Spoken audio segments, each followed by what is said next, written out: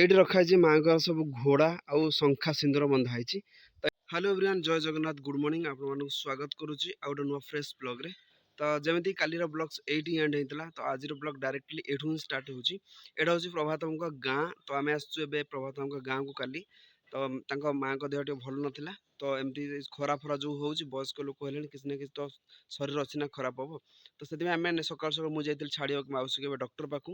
ଏବେ ଯାଉଛି ପ୍ରଭାତଙ୍କୁ ଆଣିବାକୁ। ତ ଏବେ ସାଲାଇନ୍ ଫାଲାଇନ୍ ଲଗେଇକିରି ତ ଏବେ ଠିକ୍ଠାକ୍ ଅଛନ୍ତି, କିଛି ଅସୁବିଧା ନାହିଁ। ଯେହେତୁ ଖରା ବହୁତ ଜୋର ହେଉଛି, ସେଥିପାଇଁ ସମସ୍ତଙ୍କ ଦେହ ଭାଇ ଖରାପ ହେଉଛି।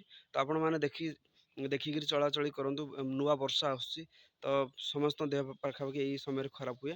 ତ ଚାଲନ୍ତୁ ଆଜିର ବ୍ଲଗ୍ସ ଡାଇରେକ୍ଟଲି ଷ୍ଟାର୍ଟ କରିବା ପ୍ରଭାତଙ୍କ ଗାଁରୁ।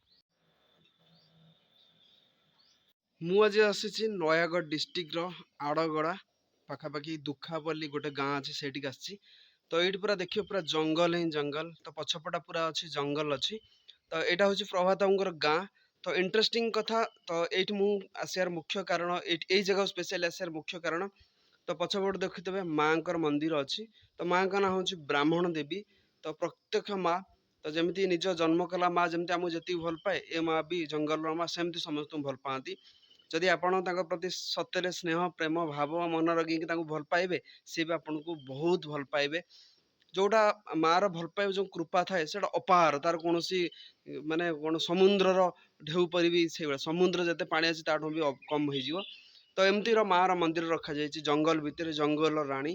ତ ମାନେ ବହୁତ ବଢ଼ିଆ ଲାଗେ ଯେତେବେଳେ ମୁଁ ମାଆଙ୍କର ସିନ୍ଦୁର ନେଇକି ଲଗାଏ, ମାଆଙ୍କ ଚରଣକୁ ଆସେ, ମୋତେ ବହୁତ ଖୁସି ଲାଗେ।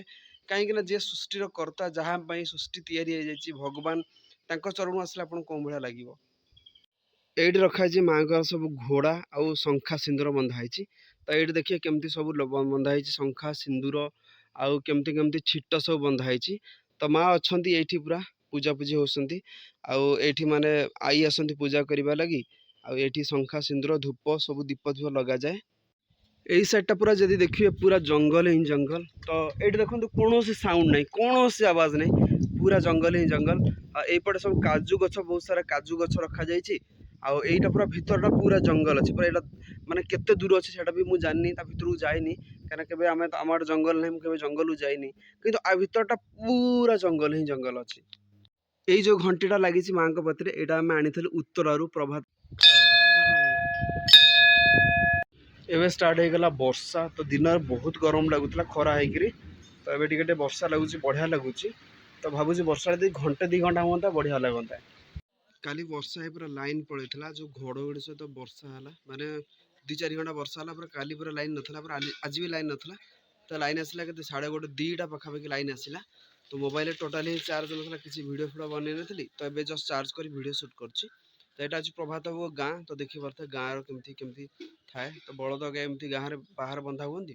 ତ ଲୋକଙ୍କ ଲାଇଫଷ୍ଟାଇଲ୍ ସମଥିଙ୍ଗ ଡିଫରେନ୍ସ ଥାଏ ସହର ଅପେକ୍ଷା। ତ ଏଇଠି ମାନେ ଟିକେ ଅଲଗା ଟାଇପ୍ର ଲାଇଫ୍ ଥାଏ, କିନ୍ତୁ ଏଇଟା ବହୁତ ଖୁସି ଥାଏ ଆକ୍ଚୁଆଲି। ନା ପଲ୍ୟୁସନ୍ ଥାଏ, ଗାଡ଼ି ସାଉଣ୍ଡ ଥାଏ, ନା କୌଣସି ଜିନିଷରେ ଗୋଟେ ଆପଣଙ୍କୁ ଇରିଟେଟ୍ ଫିଲ୍ ହେବ, ସେମିତି କିଛି ନଥାଏ। କାଲି ଏଇ ଗାଁରେ ଜଣଙ୍କର ଘଡ଼ଘଡ଼ି ପଡ଼ିକି ସେମାନେ ମରିଯାଇଛନ୍ତି। ଜଣେ ବୃଦ୍ଧ ମାନେ ଓମେନ୍ସ ଥିଲେ। ତ ସେଇ ମାନେ ଘଡ଼ଘଡ଼ି ବହୁତ ଜୋରରେ କାଲି ହେଉଥିଲା। ତ କ'ଣ ଆଉ କରିବା ଆମ ହାତରେ, ସେମିତି ଘଡ଼ଘଡ଼ିଟା ତ କେଉଁଠି ପଡ଼ିବ ସେଇଟା କେହି ଜାଣିନାହାନ୍ତି। କିନ୍ତୁ ସେ ବାହାରେ ବସିଥିଲେ ଏମିତି ଗୋଟେ ଜାଗାରେ, ତ ଘଡ଼ଘଡ଼ି ପଡ଼ିଲା, ତାଙ୍କର କାଲି ଡେଥ୍ ହେଇଯାଇଛି। ସକାଳ ଗାଡ଼ିଟା ମୋର ପୁରା ହେଇଯାଇଥିଲା କାଦୁଅ ମାଦୁଅ, ସଫାସଫି କରି ଏଇଠି ରଖିଦେଇଛି। ଜୀବନରେ ମୁଁ ପ୍ରଥମ ଥର ପାଇଁ ଆସିଛି ଜଙ୍ଗଲ ଭିତରକୁ। ତ ଏଇ ପଛଟା ପୁରା ଦେଖିବା ଜଙ୍ଗଲ ହିଁ ଜଙ୍ଗଲ, ପୁରା ଜଙ୍ଗଲ, ପୁରା ଜଙ୍ଗଲର ପୁରା ମଝିରେ ମୁଁ ଅଛି। ଭାଇ ଲିଟରାଲି ବହୁତ ଡର ଲାଗୁଛି, କାହିଁକିନା ଆମ ସାଇଡ଼୍ରେ କେବେ ଜଙ୍ଗଲ ନଥାଏ। ତ ଏଇ ସାଇଡ଼୍ରେ ମୁଁ ଜଙ୍ଗଲ ଦେଖି ଡର ମାରୁଛି। ଆଉ ଭିତରୁ କେତେ ରାସ୍ତା ଅଛି ତାର ଠିକ୍ ଠିକଣା ନାହିଁ ଭାଇ। ମାନେ ଏଇଟା ପୁରା ଜଙ୍ଗଲ, ବହୁତ ବଡ଼ ଜଙ୍ଗଲଟା। ତ ଦେଖିପାରୁଥିବେ ଏଇ ଯୋଉ ରାସ୍ତାଟା ପୁରା ଯାଇଛି ଜଙ୍ଗଲର ଭିତରକୁ। ଭାଇ ଜଙ୍ଗଲ ଭିତରେ କେତେ ଭୟଙ୍କର ଡର ମାଡ଼େ ଭାଇ।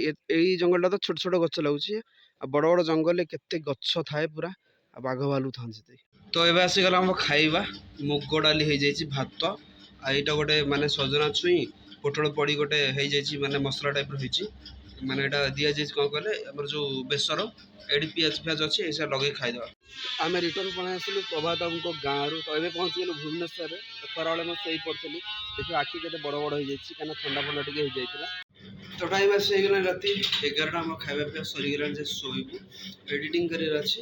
ତ ଚାଲନ୍ତୁ ଆଜିର ବ୍ଲଗ୍ସ ଏଇଠି ରଖିବା। ଏଇ ହୋପ୍ ଆପଣମାନଙ୍କୁ ଆଜିର ଭିଡ଼ିଓ ପସନ୍ଦ ଆସୁଥିବ, ପସନ୍ଦ ଲାଇକ୍ କରିଦେବେ, ଚ୍ୟାନେଲ୍ ଯଦି ନୂଆ ସବସ୍କ୍ରାଇବ୍ କରିଦେବେ। ଦେଖା ପୁଣି ଆପଣମାନଙ୍କ ସହିତ ନୂଆ ବ୍ଲଗ୍ସରେ। Thanks for watching my blogs.